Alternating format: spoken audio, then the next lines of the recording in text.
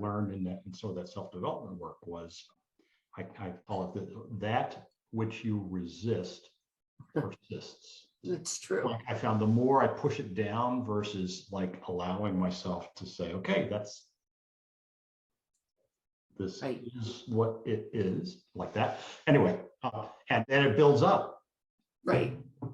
And so one of the things these three words have been so much a part of every one of my decisions that have brought me to the happiest time in my life, which I consider to be where you want to be, is during the divorce. I felt so much panic and anxiety and fear. And I was working with a resilience coach at the time. And she said, how would you really like to feel? And I said, I'd like to feel calm, safe, and occasionally I'd like a hint of joy. And those sprinkling of joy in the midst of this. And those words really helped me because... Welcome to the Retirement Solutions for Entrepreneurs show. I'm here today. I have the honor of having Sue Horwitz with us, and she's a certified life transitions and divorce coach. And she works with women, I love this, so they can thrive in every transition life has in store for them. So, hi, Sue. Hi, Eric. Thanks for having me. Oh, it's a pleasure. It's going to be a real treat having this conversation. I think our listeners are going to really love what you can share with them. So tell me about this whole life transitions and divorce coach thing, and tell me about it and why it's so important.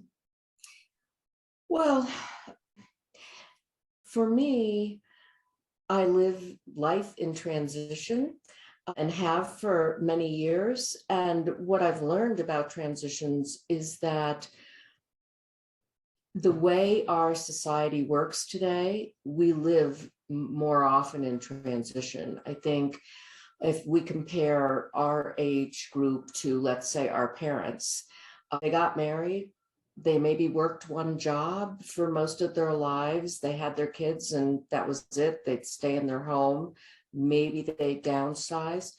And the way we live today, it's much different than that. We move more times, we have multiple careers, we're living longer, there are more marriages than there have been in the past. So I really got involved with trying to understand transitions around the time I was divorcing, and that everything collided, and the two topics go hand in hand. Divorce is a pretty sizable transition for most people to go through, especially if it's a gray divorce and you've had a long-term relationship and there's a lot of financial things to consider and friends and family that's all combined and need to be unraveled and all of that. And transition in and of itself is exactly a windy road, the same as divorce. It starts with an ending. There's sadness, confusion, grief, before you can start planning your new beginning. So people think, oh, everything is going to be new and different once the divorce is final. And that's really the beginning of a whole other chapter and where you go. So what I like to do is focus on many of the transitions women go through, leaving corporate jobs, maybe becoming an entrepreneur, having an empty nest, perhaps a divorce, or dealing with changes that have to do with change in health status or caring for someone else. So all of those things are transitions and changes. And what I've learned is that they provide a tremendous opportunity for not only personal growth, but to really... Character development, I call it. Character development, that's right. The wrinkles have been well earned, all of those kinds of things, and to change things about yourself that you never really thought you could. So That's really awesome. And as you were talking, you're saying our parents had a certain life map, and ours is not as smooth. There's a lot of, we in our generation are a lot of more transitions. And I'm just thinking, when I think about our kids, it's like if we think ours has choppy, theirs is like a whole nother level. And so it's like, so that's a big topic. And I think that the pace of possible transitions, the pace of transitions in life is accelerating. It feels like that. But we'll see what happens in the future. So anyway, thank you. you're welcome. So there's people have a lot of beliefs about transitions, and some of them are on target, but then I suspect that there are probably some like widely held myths that are out there. So are there any of those that come to mind for you? And if so, what would you say to, I'll say debunk them? Well, certainly there are, when the transition is voluntary, it's your choice. One would think it would be a smooth sail. You end something, you start something new, and you go for it. And I can debunk that just based on my own change in businesses. I had owned a business previously for 30 years. It was very different than this business. And making that transition from that business to this business was arduous. There's things you don't know about, and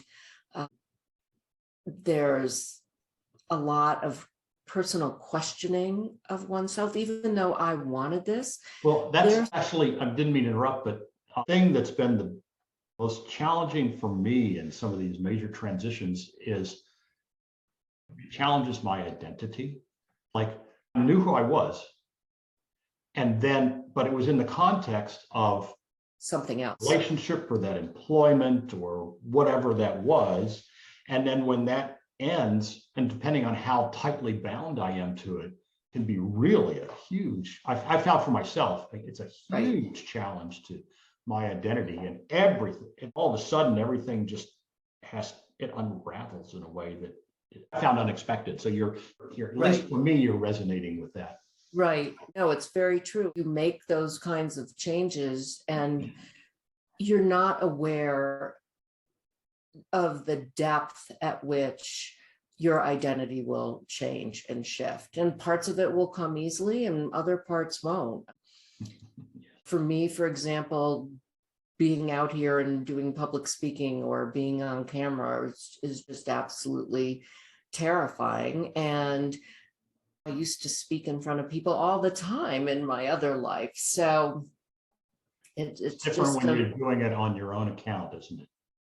Exactly. And one of the things that was something I probably had to prove to myself in an involuntary transition, like a divorce, there are amazing gifts to be had when you allow yourself to have them and you are accepting of that change and you make a choice that you're going to live your best life. Yes. As a matter of fact, and I'm sorry to interject my own thing here, but when I got divorced, it was unexpected, but also I'd worked hard to keep things together. And so I took some self-development courses, and one of the things I discovered that's really shocked me and was had a huge impact on how living my life was afterwards, was this is not the life I'm supposed to be in. I'm supposed to be over there. And so in holding on to that, I was missing the life I was in because I kept stubbornly saying I should be over in this other. And once I shifted to this moment, this is accept this moment as it is, this one, like literally a meditation thing, like breathing in and out. And all of a sudden, possibilities started to pop up for me that were just, they'd been there all the time, but I had completely missed them. So sorry to riff, but profound for me. Well, and I think you bring up a really important part of how we can make life a little easier for ourselves in transition or day to day. And that is spending more time in the present. That's where we're living anyway. Right, exactly. And when there are things you absolutely cannot change in the moment, you just have to be in the moment and change and choose how you want to feel about it in that time. And I think that was probably the greatest bit of personal development that really changed who I am, that I experienced during and after the divorce. Yeah. So yeah, I can appreciate it was one of those little gifts. Yes, it also happened to me at a time when I was transitioned out of a job that I loved. Anyway, there's a lot of those. Same principles apply, right? So let me ask you. So we already started on it. So we talked a little. So my question is, what roadblocks do people encounter? And basically what we just talked about covers a variety of those. Are there any other big roadblocks that you want to highlight? Well, I think in transition, because there's so much unknown, it's very difficult for people to make decisions. And we want to decide certainly and not make a mistake. Right. And this I really, having gone through it myself and now working with clients in divorce, they ping pong back and forth about so many things. And they should, because it's through that and then really developing a decision-making methodology that I think is super important, where you look at key elements of your decision and you run some tests. And I think you worked in high tech. So this is, it's not, what I'm talking about is not much different than the kinds of decisions product managers make about going forth with the product. So it's about widening options and reality testing and all of those things. So I think that's one of the obstacles. And then the other is we don't rely on our feelings enough to guide us. And I'll be up here and like, right. There's this pushing that stuff down. And one of the things that I felt, and I see this also in clients that especially are going through an involuntary change, like losing their job or getting a divorce, for example, is that they're so overwhelmed with certain kinds of emotions that they can't think clearly. And one of the things I like to do is slow down and ask people, what is it you'd like? What way would you like to feel today? How would you like to go through this experience? Where can you give yourself some space? And so on that point, one of the things I learned in sort of that self-development work was, I call it that which you resist persists. It's true. Like I found the more I push it down versus like allowing myself to say, okay, this is what it is, like that. Anyway, and then it builds up. Right.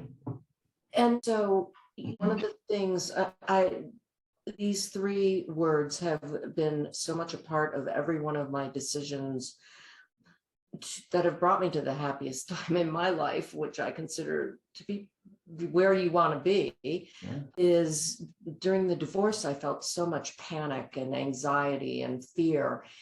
And I was working with a resilience coach at the time. And she said, how would you really like to feel? And I said, I'd like to feel calm, safe, and occasionally I'd like a hint of joy. And those Sprinkling. a sprinkling of joy in the midst of this. And those words really helped me because Well, say them again.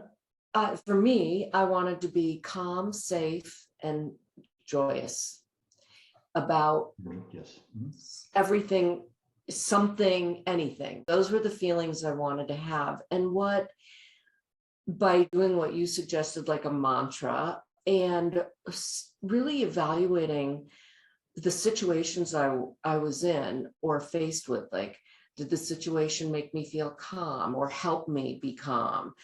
Do I feel safe in this situation? Is there some joy to be had here? And if there wasn't, I was out of there. It helped me choose the professionals I worked with as well. Like, if they were of a certain energy that I was like, this is making me feel anxious, and don't want to do as much risk or participate in as much risk as they're talking about, they weren't for me.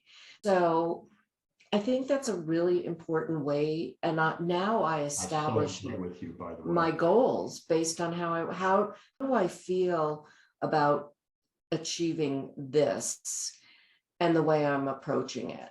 And how I feel has a lot to do with how I move forward or decide to take it off the list of to-dos. Sure. So I've heard it framed as fire your ex-spouse, but like fire your fill in the blank. Right. And hire somebody higher. This could be like who's in your, it could not just somebody that's a professional you're working with, but like even like your relationships. Is this one that's feeding my joy, or is it sapping my energy? Exactly.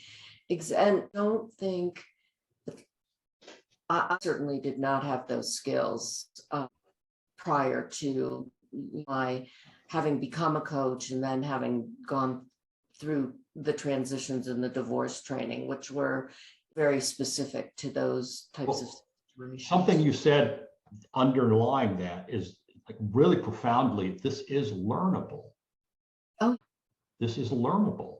So regardless of where you are, these are learnable, I'll call them skills. Yes. And so you don't have to remain stuck and suffering. Right.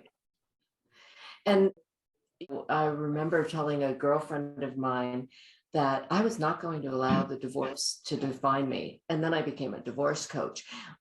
And it's because I'm not letting the divorce define me in some ways. So I understand. Well, so that's an opportunity to, it's at least for how it lands for me, is an opportunity to give back.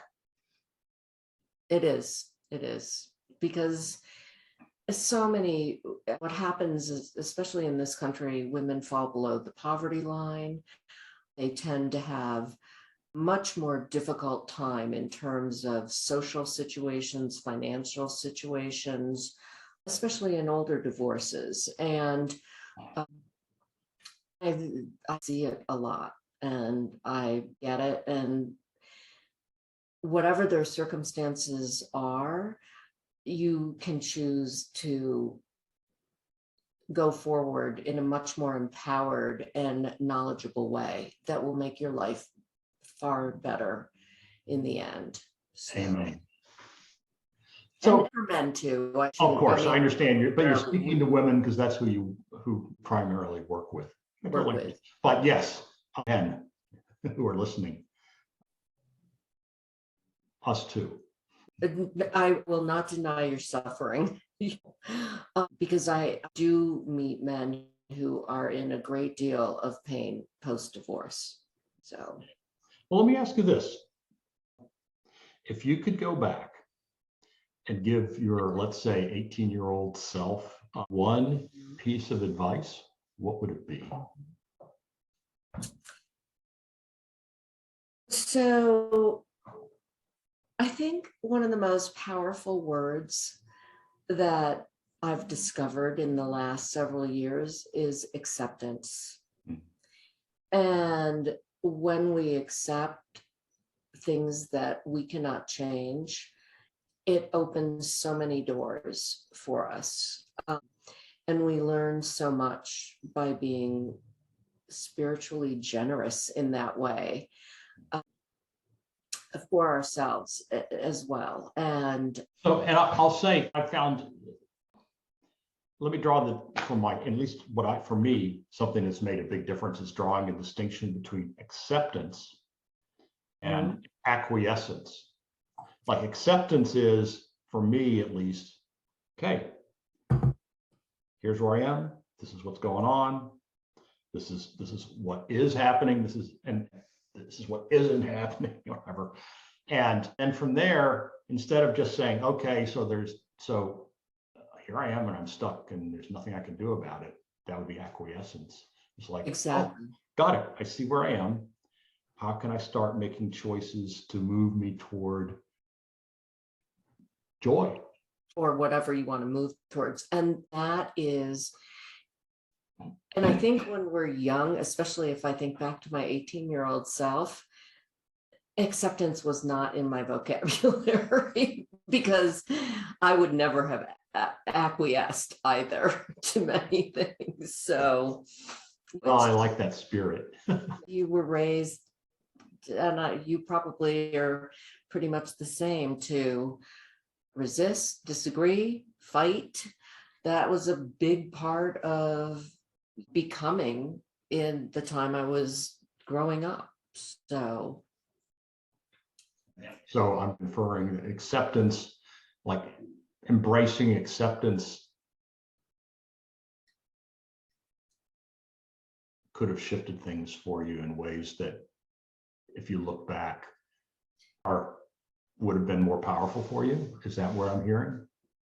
Or something? I don't know. The things that I wouldn't have given in on back in the day when I was 18, I probably still wouldn't give in. They were mainly political or social movements, those kinds of things.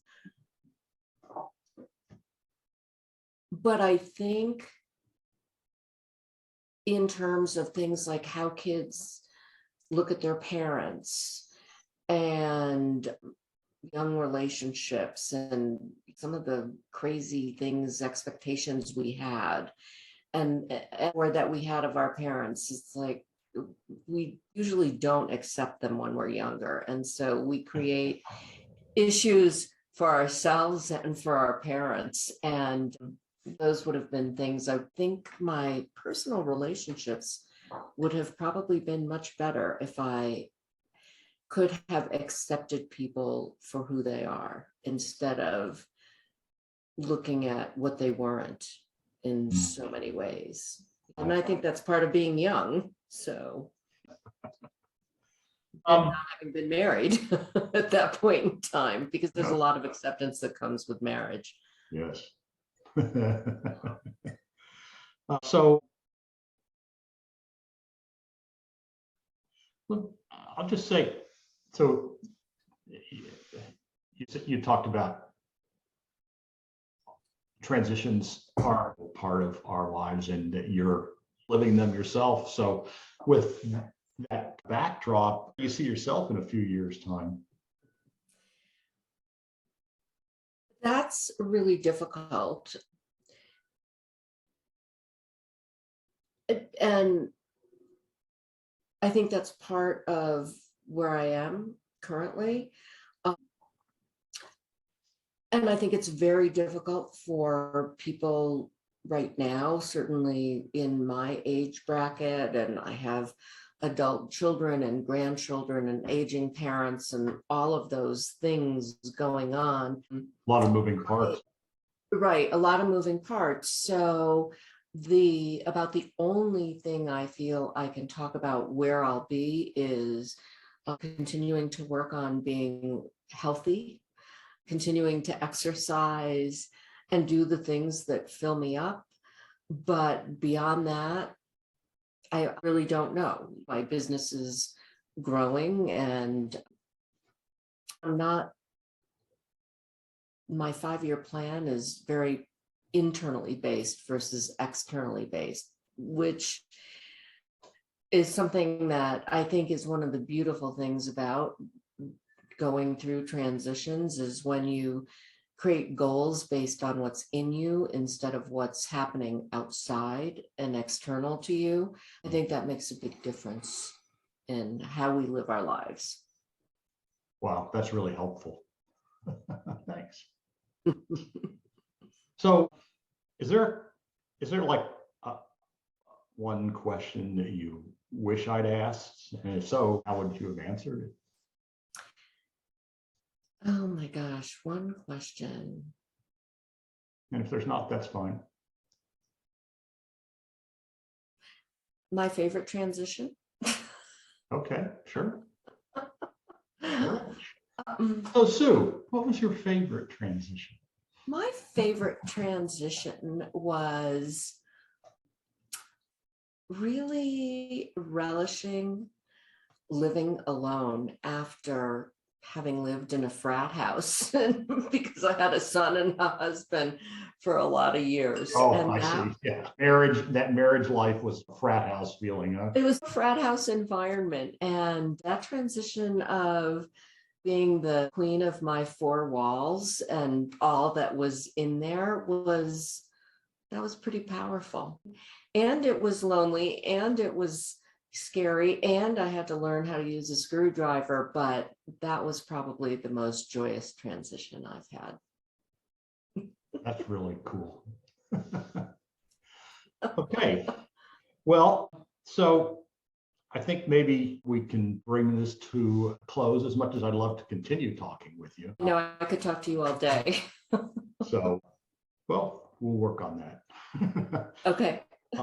But how can our listeners get in touch with you or support you or whatever? Oh, thank you. So they can connect with me by email at Sue Horwitz, and that's with 1 O, HORWITZ, Sue at SueHorwitz.com.